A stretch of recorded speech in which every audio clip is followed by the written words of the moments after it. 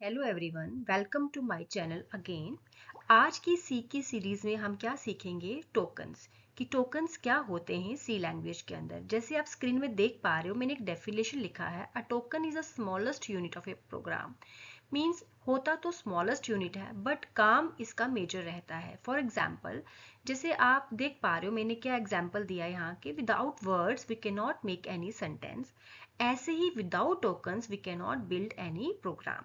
सो token की help, token के अंदर जो भी कंटेंट्स है उनकी हेल्प से हम प्रोग्राम बना पाते हैं। तो क्या क्या कंटेंट्स है इसके अंदर? पहला कंटेंट कीवर्ड्स। कीवर्ड्स को रिजर्व वर्ड्स भी कहा जाता है, जो हमारे पास कितने अवेलेबल होते हैं सी के अंदर, 32। नेक्स्ट हमारे पास क्या है, आइडेंटिफायर्स। आइडेंटिफायर्स के अंदर हम क्या डिस्कस करेंगे आगे, variables, functions.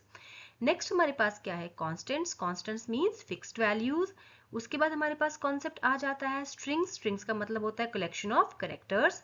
And last one हमारे पास आ जाता है ऑपरेटर्स। ऑपरेटर्स मीन्स कोई भी पर्टिकुलर ऑपरेशन अगर आपको परफॉर्म करना है, either arithmetic operation, logical operation, relation operation etcetera, वो सब हम ऑपरेटर्स की हेल्प से करते हैं। इस सीरीज में इतना ही। आई होप आप सबको टोकन्स का कंसेप्ट समझ आ गया होगा। Till then take care, bye bye, keep learning and always watching foundation of programming by Tarandeep Kaur. Thank you.